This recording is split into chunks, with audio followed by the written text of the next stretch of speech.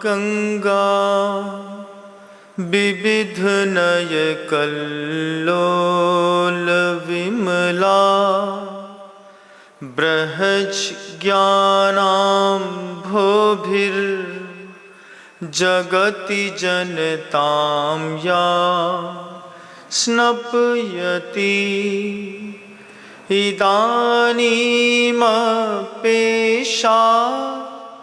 बुद्ध जन मरालय परिचिता महावीर स्वामी नयन पथगामी भवतु मे। अहिंसा परमो धर्म की परम पूज्य आचार्य भगवंत गुरुदेव श्री विद्यासागर जी महाराज की जय हो। वर्तमान आचार्य परमेष्ठी गुरुदेव श्री समय सागर जी महाराज की जय हो। समस्त मुनि संघ की जय। परम पूज्य मुनि श्री विनम्र सागर जी महाराज की, मुनि संघ की जय हो। महाराज भरत के वह अप्रतिम वैभव की एक कहानी आप पिछले 2 दिनों से सुन रहे हैं। कल गुरुदेव अपने 50 मुनिराजों के संग के साथ जब सामने से भरत चक्रवर्ती का पूरा कटक निकल रहा था, आचार्य महाराज हम सभी को उद्बोधित कर रहे थे। उद्बोधन में गुरुवर कर कहना चाह रहे थे कि चक्रवर्ती के पास षडंग का बल होता है। दिख तो रहा था लेकिन समझ नहीं पा रहे थे। कई बार आंख के सामने रखी हुई चीजें भी समझ में नहीं आती। गुरुवर ने जब बताया कि चक्रवर्ती के पास षडंग का बल होता है तो पीछे से एक आवाज आई, षडंग का मतलब। आचार्य सिंह मुड़ करके देखे बिना बोलते हैं, हम जानते थे तुम लोग कोई ना कोई आवाज जरूर करोगे। आचार्य सिंह कहते हैं षडंग में सबसे पहले चक्रवर्ती का चक्र रत्न होता है। उसके बल क्या क्या है चक्रवर्ती के, तो उसके पास चक्र रत्न है। चक्र रत्न के बाद 84 लाख पुष्ट लोगों के मद को नष्ट करने वाले हाथी हैं। 84 लाख हाथी। यहां एक हाथी दिख जाए तो लोग पीछे पड़ जाते हैं। उसने ही 84 लाख अद्वितीय आकाश में गमन करने वाले रथ हैं।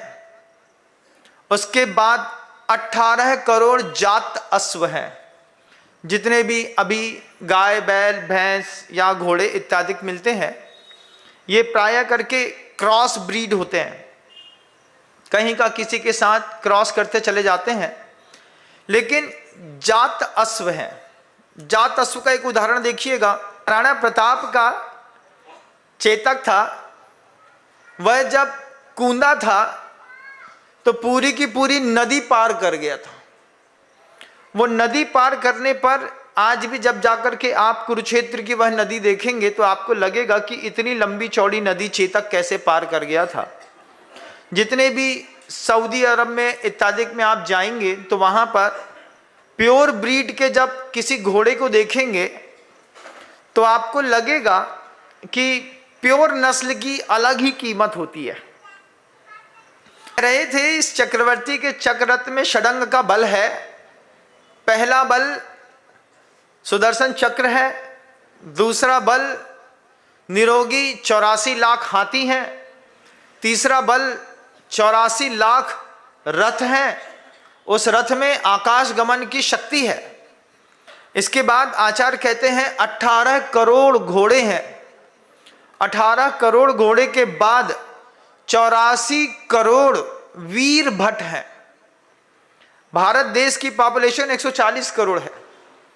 140 करोड़ में 84 करोड़ ऐसे पुष्ट और वीर भट्ट, आप ढूंढ लीजिए कितनी संख्या होती होगी।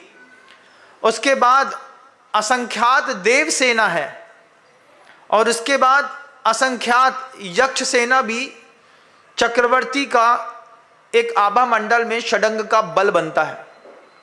इसके अलावा एक सुयोग मंत्री होता है, मंत्री के बाद देश होता है, दुर्ग होता है, कोष होता है, उसके पास सबसे बड़ी बात होती है चक्रवर्ती के पास घात नहीं करने वाले मित्रों का बल होता है।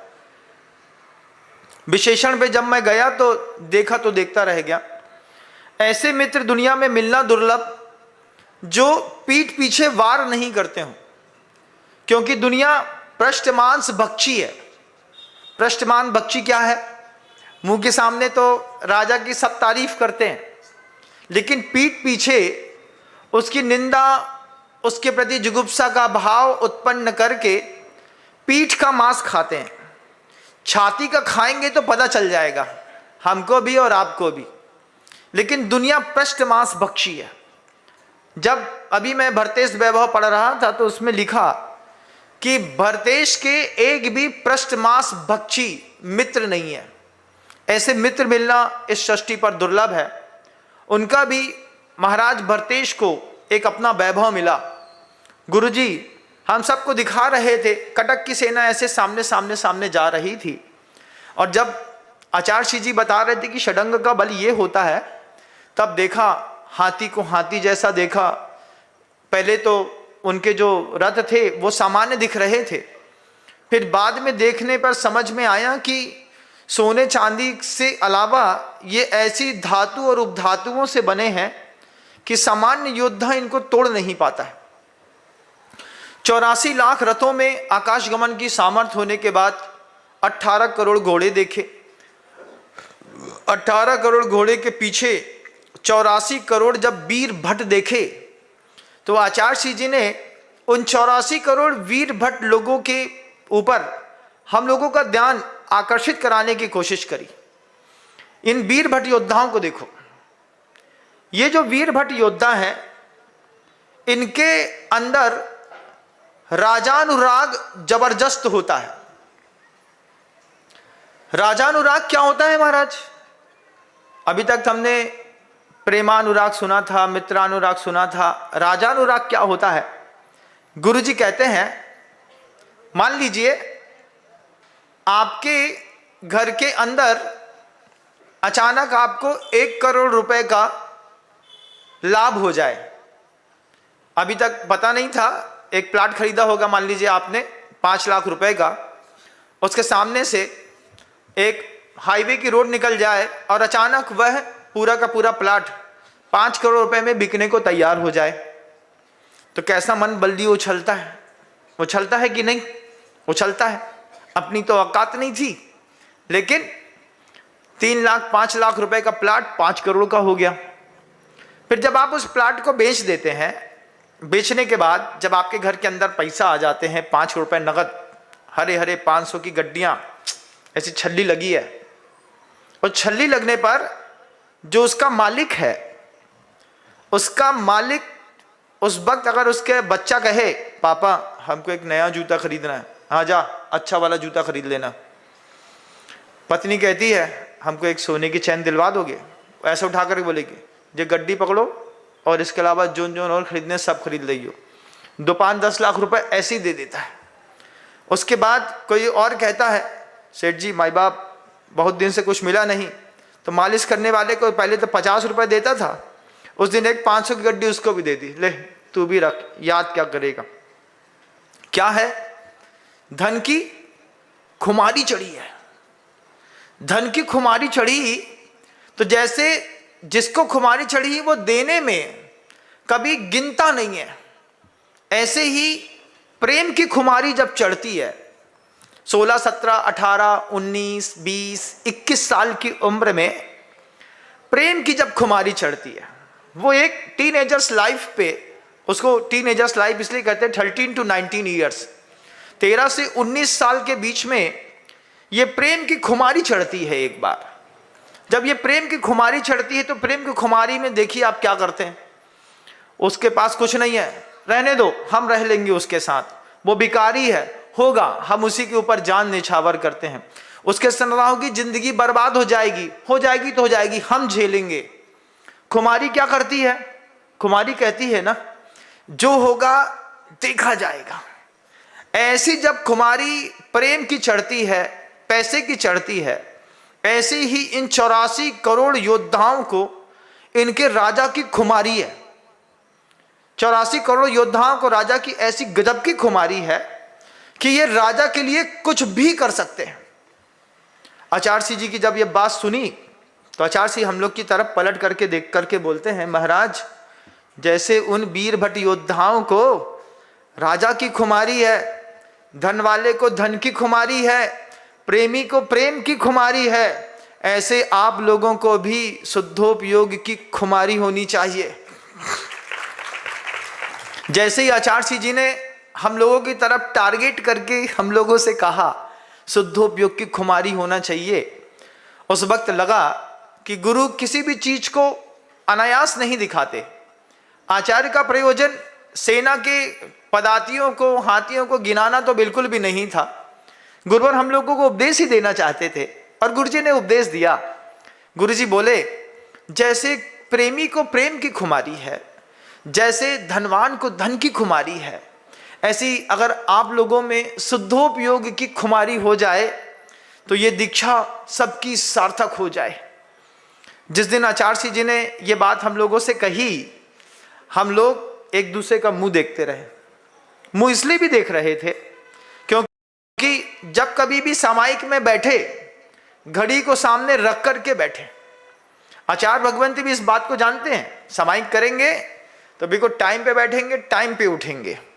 घड़ी को देख करके काल की सामायिक करने वाला शुद्धोपयोग की सामायिक नहीं कर सकता, वो काल की आराधना कर रहा है। 1:20 होंगे, मैं अपना दरवाजा खोल दूंगा। ये क्या है? आप काल से बंधे हैं। गुरुवर कहते हैं जैसी इन 84 करोड़ योद्धाओं को अपने राजा के प्रति राजानुराग है, ऐसे ही आपको अपनी आत्म राजा के प्रति राजानुराग हो जाए। खाओ तो उसी के लिए, बैठो तो उसी के लिए, बात करो तो उसी के लिए। और अगर वो छूट जाए तो छूट जाने पर कैसी स्थिति होती है?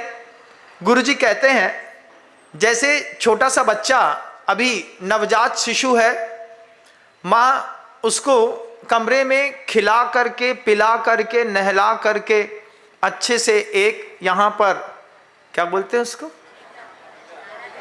हाँ कुछ लगा देते हैं ना जिसमें बच्चे को नजर न लगे।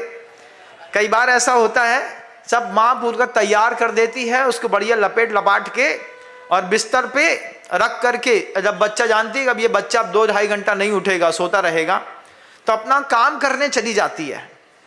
चौके में काम करती रहती है और दिमाग इधर रहता है, उठ तो नहीं गया, गिर तो नहीं गया, कहीं कुछ हो तो नहीं गया। बार बार नवजात शिशु पर जिस तरीके का माँ का आकर्षण रहता है, बार बार उसको हाथ में लेती है, खिलाती है, इसी तरह का अनुराग सारे मुनिराजों को गुरुवर कहते हैं आपको आपके शुद्धोपयोग के हो जाए। भैया मेरा समय हो गया है, मैं समाहित कर लेता हूँ, फिर मैं बाद में बात करता हूँ। तो जब ऐसा आपका शुद्धोपयोग पे अनुराग हो जाएगा तब जाकर के आपका जीवन सफल है।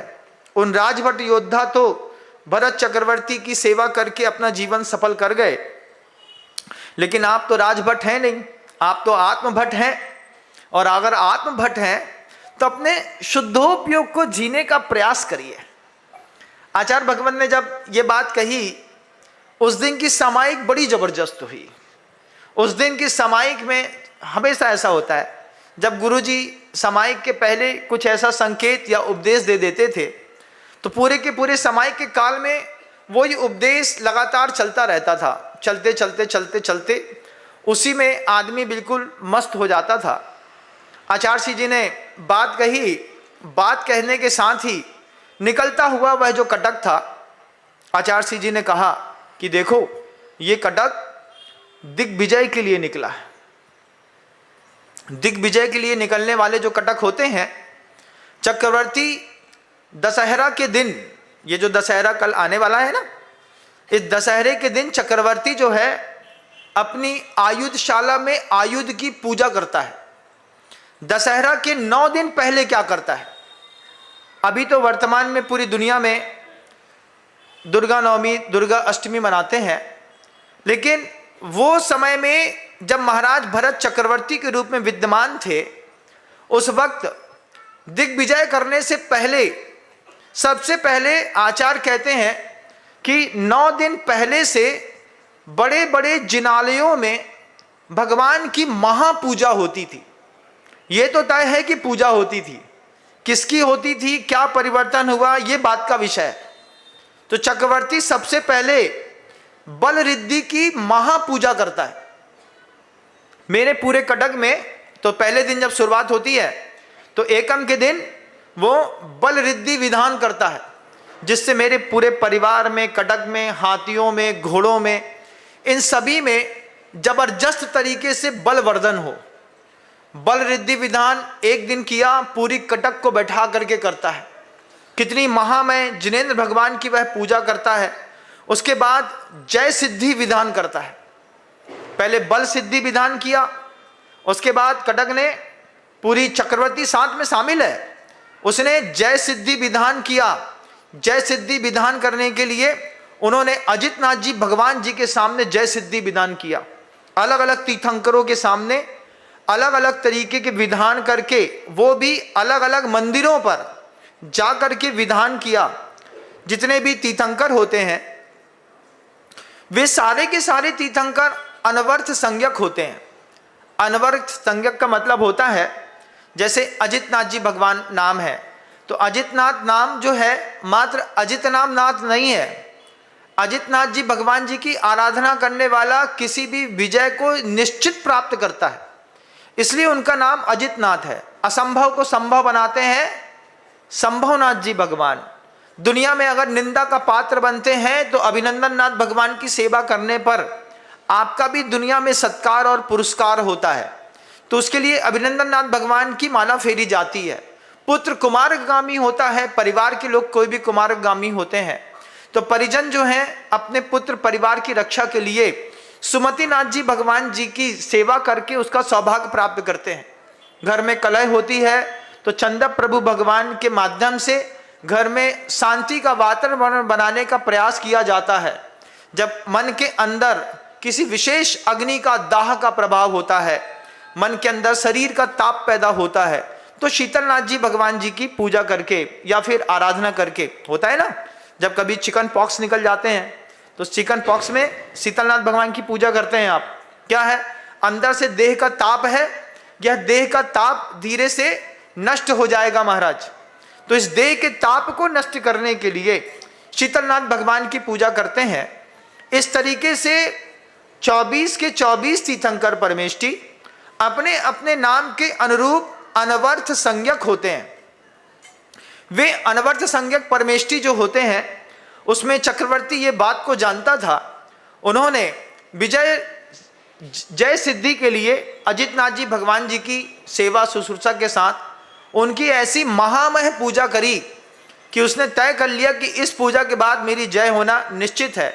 तो प्रथमा के दिन बल सिद्धि विधान हुआ, द्वितीया के दिन जय सिद्धि विधान हुआ, तीसरे दिन सर्वरक्षा विधान हुआ। सर्वरक्षा विधान के लिए पार्श्वनाथ भगवान जी की पूजा करी। सर्वरक्षा विधान में हमेशा बचपन से मैं इस बात को सुनता आया था घर के अंदर कि पारसनाथ का पुजारी कभी भिखारी नहीं रहता। जब कभी भी वज्र पंजर स्त्रोत के माध्यम से आप अपनी रक्षा करते हैं, उसमें भी विशेष रूप से प्रभु पार्श्वनाथ जी भगवान जी की आराधना इत्यादि के निमित्त से जो आप धर्म लाभ लेते हैं, वही धर्म लाभ चक्रवर्ती ने सर्वरक्षा विधान करके लिया। उसके बाद चौथे दिन वज्र पंजर विधान किया। छठवें दिन, पांचवें दिन जो है कलिकुंड आराधना करी। उसके बाद गुणधर वलय विधान किया। उसके बाद मृत्युंजय विधान किया। उसके बाद इंद्र के जैसे परचम लहराता रहे तो उसने इंद्रध्वज महामंडल विधान किया। फिर पूरी दुनिया में सुख मिले, उसके बाद उसने सर्वतोभद्र विधान किया। सर्वतोभद्र विधान करने के बाद उसने फिर उसके बाद आयुषशाला में जाकर के आयुध की पूजा करी। और दशहरे के दिन अपनी विजय यात्रा के लिए चक्रवर्ती अपनी पूरी कटक को लेकर के और निकल रहा है। इस दृश्य को देखिए आप लोग। गुरुवर जब हमसे कह रहे थे, पूरा संघ था, सभी को समझा रहे थे। महाराज कहाँ पे कब समझा रहे थे? मैंने पहले भी कहा ये कथानक है। कथानक में एक रूपक प्रस्तुत किया जाता है और उस रूपक के अंदर तदरूप होकर के जब आप उसको जीते हैं, आंख में देखते हैं, सुनते हैं, समझते हैं, तो फिर श्रावक को प्रेरणा मिलती है, साधु को भी प्रेरणा मिलती है कि जिसके माध्यम से हम इस तरीके से जब व्यवहार धर्म का लाभ इतने तरीके से लेते हैं, हमें भी अपने आत्म धर्म का लाभ लेना है। और फिर उससे आप अपनी तुलना भी करते हैं, कहाँ चक्रवर्ती, कहाँ अपन। अपने घर में अपनों नौकर अपनी बात नहीं सुनता, दूध वाले से बोलो दूध में पानी मत मिला के दिया कर, बोला ऐसा तो हो ही नहीं सकता। नौकर से बोलिए कभी, कल भैया कल सुबह 9 बजे आ जाना, 9 बजे बोलोगे तो 9:30 से पहले तो नहीं आएगा, बोले आधा घंटा लेट तो आएगा। यदि आधे घंटे का जो मान भंग होता है ना, ये बुरा लगता है कि नहीं? बोला था ना 9 बजे आ जाना, 9:30 पे आए, 9:30 पे आने पर मान भंग होता है। इस मान भंग को चक्रवर्ती का कभी मान भंग नहीं होता। हुंडाव सर्पणी काल में भरत चक्रवर्ती का तो मान भंग हो गया बाहुबली के कारण, लेकिन चक्रवर्तियों का अगर हुंडाव सर्पणी काल नहीं है तो किसी भी स्तर पर मान भंग नहीं होता बंधुओं। जब ये बात गुरुजी कह रहे थे, सब सुन रहे थे इस बात को, और उस वक्त तरुण सागर जी महाराज जी की एक कविता है, मैं उस कविता को याद तो मुझे नहीं है, लेकिन उस कविता का शीर्षक मुझे याद है, मुकुट जब झुकने लगे। उसका कुछ अर्थ भी थोड़ा थोड़ा सा याद है कि जब परिजनों से कोई बात कहो और परिजन जब किसी बात को करने के लिए तैयार ना हो, घर में जाकर के पानी मांगो, एक आवाज में आ जाए तो भाग्य है, बिना मांगे मिल जाए तो सौभाग्य है, 3 बार मांगने पर भी ना मिले तो दुर्भाग्य है। अब आपका दुर्भाग्य कैसा है कि सौभाग्य कैसा, बताओ? घर के अंदर जाते हो तो थाली भी बोलनी पड़ती ना, भैया आ गए थाली लगा दो। मांगा तो भाग्य है, मांगो मन का मिल जाए तो भाग्य है। और तुमको आते साथ ही कई जगह मैंने ऐसा देखा, पिताजी के आने की गाड़ी की आवाज़ सुन करके माँ तवे गैस पर चढ़ा करके रोटी बनाना शुरू कर देती है, पापा आ गए हैं रोटी बना दो। आते साथ ही आइए आपकी थाली लग गई है, पहले से बिना बोले मिल जाना सौभाग्य है, नहीं तो भाग्य है और नहीं तो फिर दुर्भाग्य है। थाली पर बैठ गए, भैया दाल दे दो, क्या बोले? दाल दे दो। क्या बोल रहे समझ में नहीं आ रहा है, दाल मांग रहे दाल, अरे ला रहे ना, काय को जल्दी कर रहे? 3 बार दाल मांगी उसके बाद भी दाल नहीं मिल रही, तो क्या कर रहे? बोले नमक और चटनी के साथ खा करके काम चला लिया। और बगल में एक रिसेप्शन में चले जाओ, अरे यार मीठा अच्छा नहीं था।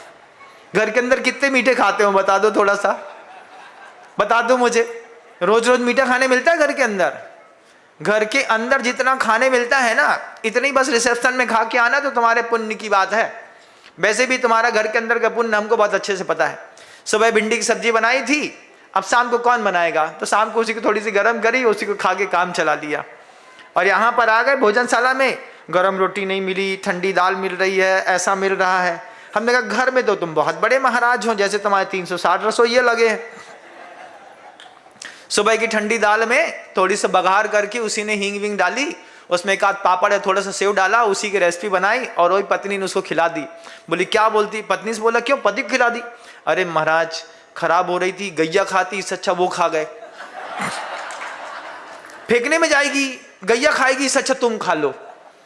ऐसे भी लोग मिलते हैं। अब बरौनी लेके जाएगी तो तुम खा लो, तो हम में बरौनी में कोई अंतर नहीं, हम में और गैया में कोई अंतर नहीं। ये तो तुम्हारी स्थिति है। और उधर चक्रवर्ती की स्थिति देखो, चक्रवर्ती अपने आप में इतना गदगद है। चक्रवर्ती के 360 रसोइया होते हैं, 360 रसोइया सुबह के अलग होते हैं, शाम के अलग होते हैं। कल किसी ने पूछा महाराज चक्रवर्ती एक समय भोजन करता है कि 2 समय भोजन करता है? हमने कहा भैया मनुष्य शिरोमणि है, मनुष्यों में 2 भुक्ति का नियम है, वो भी सुबह खाता होगा, शाम को भी खाता होगा। फिर प्रश्न उठा कितना खाता होगा महाराज? हमने कहा जाना ऊपर तो देख लेना, ऊपर जाकर के पता चल जाएगा चक्रवर्ती कितना खाता, क्या खाता। उसके अपने ही खाने का अपना एक प्रमाण है, उसकी ज्वालामुखी की जैसी जठराग्नि होती है। चक्रवर्तियों को कभी मल और मूत्र की बाधा नहीं होती, तीर्थंकरों को नहीं होती, ऐसा नहीं। चक्रवर्ती भी कितना भी खा ले, चक्रवर्ती को कभी भी मल मूत्र की बाधा नहीं होती। चक्रवर्ती के पेट के अंदर ज्वालामुखी हमेशा धधकती रहती है। उस धधकती हुई ज्वालामुखी में चक्रवर्ती अपना यापन करता रहता है। और बताया था ना कि उसका जो है पांडु नाम की एक निधि होती है और चर्म रत्न होता है। तो जब भी चक्रवर्ती खाता है ताजा अन्न खाता है, कभी भी बासा अन्न नहीं खाता। आप अगर अपने घर में भी चक्रवर्ती जैसा वैभव है तो अपनी पत्नी से इतना तो बोल सकते हैं, इतना सा नियम ले लो, इस अष्टमी में हमको बासा नहीं खिलाओगी, हम तुम्हारे पति हैं भैया, हमको बासा नहीं खिलाओगी। पत्नी बोलेगी हाँ तो रहन दो, ज्यादा जिंदा रहोगे तो भी कोई मतलब नहीं है। तो सुबह सुबह जो है वो नियम से चला करके तुमको 2 पराठे कल के बासे खिलाएगी, नियम से चला करके वो सड़ा हुआ पापड़ खिला देगी, अचार खिला देगी, बोले खाओ जल्दी जाओ। बोले लह लिया जितना रहना था, आपका जिंदगी भर साथ में रहेंगे।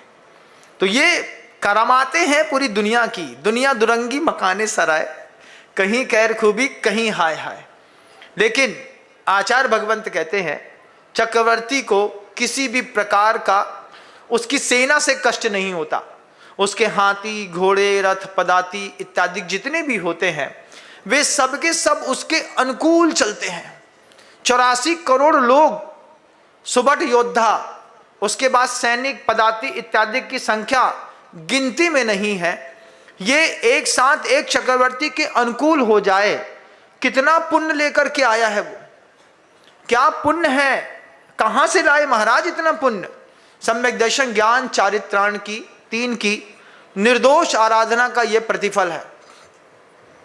उसका ओज वाणी का, उसके शरीर का तेज, उसकी विद्या, इसका बल अपने आप में बड़ा अद्भुत था। फिर गुरुवर से किसी ने पूछा गुरुदेव ये 8 दिन के 9 दिन के इनने विधान किए, 9 दिन की महापूजा करी, वो 9 दिन की महापूजा आज दुनिया 9 दुर्गा की जो महापूजा करती है वो भरत चक्रवर्ती के इतिहास में जब आप कभी भरतेश वैभव को पढ़ेंगे, हालांकि भरतेश वैभव प्रामाणिक ग्रंथ नहीं है, लेकिन गुरुदेव कहते थे कवि रत्नाकर की ऐसी अद्वितीय रचना है कि उसके बिना कर्नाटक का साहित्य सूना है। आप साउथ में जाएंगे तो जैसे आप यहाँ पर प्रतिदिन भक्तांबर स्तोत्र का पाठ करते हैं, ऐसे ही कर्नाटक में लोग भरतेश वैभव का पाठ करते हैं। वहां पर भरत चक्रवर्ती के इस भरतेश वैभव की बड़ी कीमत है, लेकिन वह एक साहित्य है, नॉवेल है, जो उस समय के कवि रत्नाकर के द्वारा लिखा गया था और भारतीय ज्ञानपीठ से वह प्रकाशित हुआ है। अगर आप भरत चक्रवर्ती का और भी वैभव देखना चाहते हैं तो आप एक बार भरतेश वैभव देखिएगा, लेकिन उसमें भी उसको आगम मत मानिएगा, वो आगम नहीं है। उसमें कई जगह ऐसी कल्पनाओं के साथ चक्रवर्ती का नायक का वैभव वर्णन किया है। अगर हम उसको आगम मान करके देखेंगे तो गड़बड़ हो जाएगी। इसलिए आगम देखना हो तो आपको महापुराण का पहला भाग देखना होगा। आगम देखना हो तो तिलोय परिणति की गाथा क्रमांक 1244 से लेकर के 1461 तक की जितनी भी गाथाएं हैं वे सारी की सारी गाथाएं आचार्य यति बिशप जी महाराज जी ने चक्रवर्ती के वैभव के प्रस्तुतिकरण करने वाली लिखी हैं। आप उधर भी चक्रवर्ती का वैभव देख सकते हैं, जहां पर आपको यथार्थता की जानकारी होगी, कितना बल है, कैसी शक्ति है, कितनी आयु है, दिग्विजय का काल कितना है, ताकत कितनी है, कैसे पुण्य का उदय है, किस तरीके से चक्रवर्ती अपने भोग पर विजय करते हैं, किस तरीके से चक्रवर्ती दिग्विजय करते हैं, किस तरीके से चक्रवर्ती लोक विजय करते हैं, मन विजय करते हैं, योग विजय करते हैं। ऐसी चक्रवर्ती की कई विजय यात्राएं हैं। आचार्य जी ने हम सबको ओरल बहुत मोटी मोटी बातों को जब बता दिया, वो सारी की सारी बातें सुन करके दिल गदगद हो गया। आचार्य भगवंत को कुछ और भी काम थे। आचार्य जी हम लोग से पूछते हैं कुछ और बताओ कि इतना पर्याप्त है। हमने कहा 3 दिन से बता रहे हैं आप इस चक्रवर्ती की यात्रा को। आचार्य जी ने कहा कि जब तक मनुष्य में इस चक्रवर्ती के वैभव की ओर आपका दृष्टिपात नहीं होगा तब तक आप अपने हल्के पुण्य को समझ नहीं पाएंगे। किसी ने फिर पीछे से कहा महाराज एक सनत कुमार चक्रवर्ती भी थे, उस सनत कुमार चक्रवर्ती को रोग निकल आए थे। तो आचार्य जी कहते हैं है तो मनुष्य, पुण्य वैभव के साथ सिर्फ साता का परमाणु ही उदय में चल रहा हो ऐसा नहीं है, साता और असाता दोनों उदय में चलती रहती है। सनत कुमार चक्रवर्ती की जब वैभव की बात चली तो आचार्य जी ने कहा कि उनका जो चरित्र है वो अवश्य हर मुनि को पढ़ना चाहिए। 700 वर्ष तक सनत कुमार चक्रवर्ती का मुनि बनने के बाद एक भी दिन निरंतराय आहार नहीं हुआ बंधुओं। 700 वर्ष तक एक भी दिन निरंतराय आहार नहीं हुआ और पेट में ज्वालामुखी जैसी जठराग्नि प्रत्येक समय उद्दीप्त थी। उसके बाद भी चक्रवर्ती सनत कुमार चक्रवर्ती के चेहरे पर किसी भी प्रकार की कोई शिकन नहीं थी। ये वज्रभसम नाराज सहनन वाले जितने भी महानुभाव होते हैं, इनको 63 सलाखा की पुरुषों की गिनती में 12 चक्रवर्तियों को भी लिया जाता है। कोई प्रश्न उठा सकता है महाराज जी सलाका पुरुष क्या होते हैं? सलाका आपने जैसे जेल देखी होगी ना, जेल में मोटी मोटी सलाखाएं रहती हैं, वही सलाका से यहाँ पर सलाका शब्द को लिया गया है। जैसे जेल की वे बड़ी बड़ी सलाखाएं ना कोई तोड़ सकता है, ना कोई मोड़ सकता है, ना ढीली कर सकता है, मजबूत होती हैं, वजनी होती हैं और अपने आप में बड़ी प्रौढ़ और पुष्ट होती हैं। ऐसे ही ये 63 ऐसे महापुरुष हैं जिनमें 12 चक्रवर्ती भी आते हैं। ये 12 के 12 चक्रवर्ती ऐसे श्रेष्ठ हैं कि इतिहास में जो भी करते हैं वे इतिहास में एक प्रमाण बन जाता है। गुरुवर ने कहा कि यही भरत चक्रवर्ती है, इसके नाम पर भारत देश का नाम भारत पड़ा है। शकुंतला के भरत से भारत देश का नाम भारत नहीं पड़ा, राम लक्ष्मण के भरत से भी भारत का नाम भारत नहीं पड़ा। आदिनाथ भगवान के जो पुत्र हुए हैं भरत चक्रवर्ती, उनके नाम से ही इस भारत देश का नाम भारत पड़ा। फिर गुरुजी कहते हैं इतना ही नहीं, उसका और भी कौशल है। आप जितना भी भरतनाट्यम देखते हैं ना, संगीत है, कला है, वाद्य है, ये भरतनाट्यम भी वही भरत चक्रवर्ती का भरतनाट्यम है। वो जो पूरी श्रृंगार करती हुई एक टेढ़े पैर रखी हुई योगिनी को दिखाते हैं, वह भरतनाट्यम की जो देवी है वह भी चक्रवर्ती के नाम से ये भरतनाट्यम पड़ा। कितना कुछ है भरत चक्रवर्ती का, लेकिन अपने पास कुछ नहीं है। अपने पास फोक डांस है। हमारे घर के जितने भी चक्रवर्ती हैं, अभी इनसे लड़ाई कर, इनसे बोलो कि एक नाटक करके दिखाओ, बट नाटक तो अच्छा करेंगे, लेकिन जब आप डांस की बात करेंगे तो फोक डांस मिलेगा, लेकिन भरतनाट्यम नहीं मिलेगा। मोहल्ले में, गांव में एक आध को अगर आता हो तो सौभाग्य की बात है। बाकी सबको क्या आता है महाराज जी? बाकी सबको वो जुम्बा डांस वाला आता है, इधर से इधर, इधर से इधर, इधर से इधर, इधर से इधर, वो उसी में खुश है। और ज्यादा होगा महाराज तो किसी कोरियोग्राफर से 2-4 दिन, शादी के 8-10 दिन पहले कुछ थोड़ा बहुत सीख लेते हैं और फिर अपना काम कर लेते हैं। फोटो बस सही आनी चाहिए, बाकी आए नहीं आए सब बराबर है। लेकिन पहले के जमाने में शाम के समय पर बेटियां उन्मादग्रस्त ना हो, इसलिए घर के अंदर उनको नाट्य की शिक्षा दी जाती थी। बच्चों को भी सिखाया जाता था कि विशेष देव सेवा जब आप कभी करेंगे तो उस देव सेवा को करने के लिए भरतनाट्य आना चाहिए। भरतनाट्य के माध्यम से हाव भाव भंगिमा विलास के माध्यम से जो प्रभु की सेवा होती है वो सेवा देखने लायक रहती है। हमारे भारत की संस्कृति में जो नृत्य था वो देव को समर्पित था, लेकिन जब से ये विदेशी सभ्यता आई तो इस विदेशी सभ्यता में माइकल जैक्सन आ गए। माइकल जैक्सन 80 डिग्री तक ऐसे मुड़े और वापस खड़े हो जाएं, एक पैर ऐसो करें तो आदमी ने ऐसा सीख लिया, एक हाथ ऐसा, पैर ऊपर नीचे, गर्दन ऐसी ऐसी, आदमी को वही पसंद आ गया और भरतनाट्यम हाथ से दूर चला गया। आज उसको सीखने के भी बहुत पैसे लगते हैं, समय लगता है।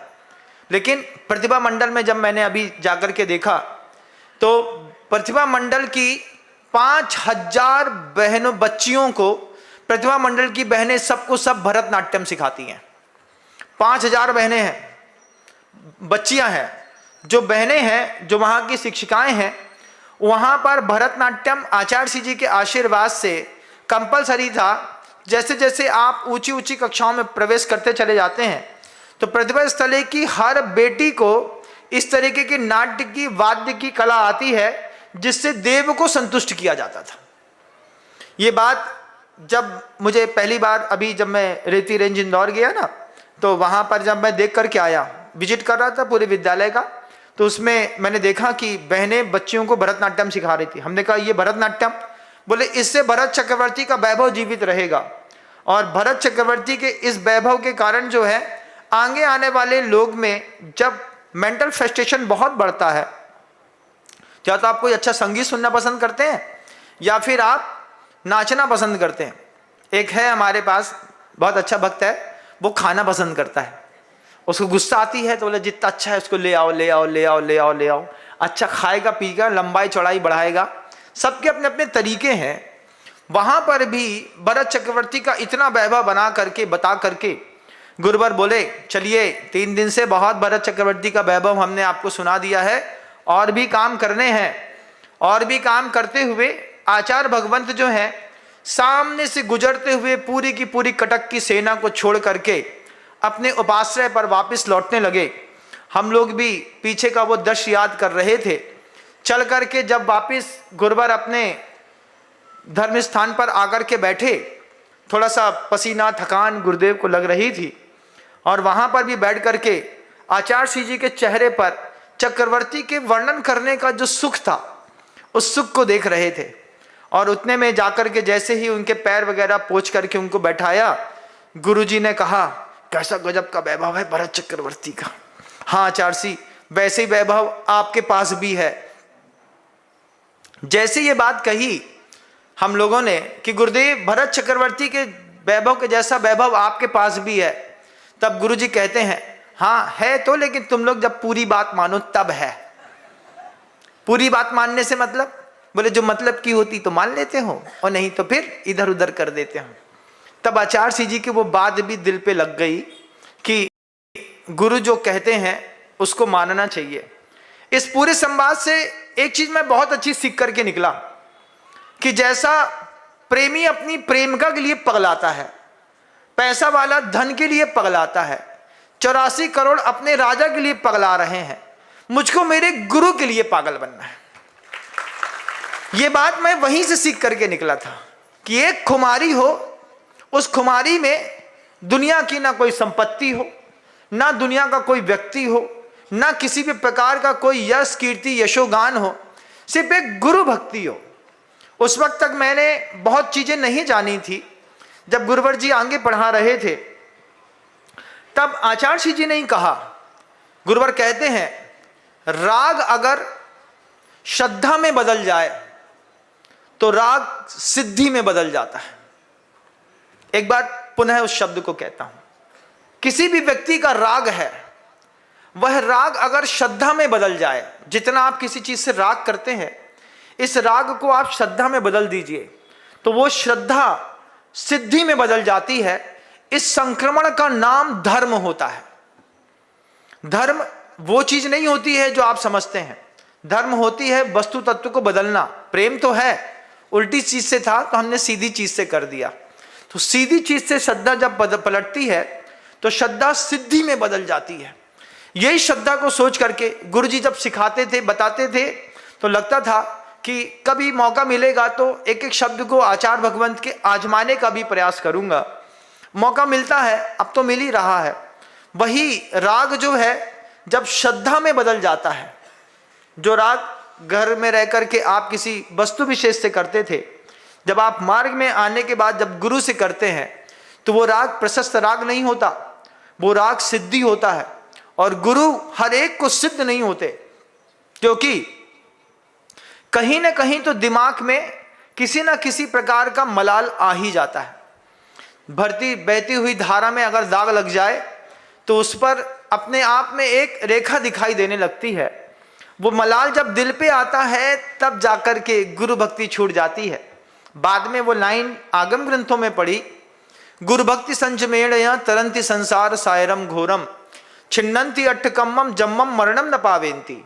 गुरुदेव की भक्ति और संयम, दो चीज, तरंती संसार सायरम घोरम। संयम आपका व्यवस्थित है, गुरुदेव के प्रति आपकी भक्ति वे रहें या ना रहें अकाट्य है, तो उसके बाद तरंती संसार सायरम घोरम। इस पूरे भव समुद्र से ये दो चीजें पार करा देती हैं। आचार्य श्री जी अपने कमरे में आकर के बैठ गए थे, हम लोग भी आकर के बैठे। आचार्य श्री जी ने कहा चले, समय हो गया है। हमने कहा 5 मिनट और उस 5 मिनट में आचार्य भगवंत थोड़ा सा विश्राम की अवस्था में हुए, सभी अपने अपने कमरों में चले गए। और ये महाराज भरतेश का जो वैभव हम लोग कटक को देख करके आए, वह देख करके हमारी आपकी सभी की स्मृतियों में छा गया। शब्दों को विराम देता हूँ। गुरुदेव श्री विद्यासागर जी महाराज की जय।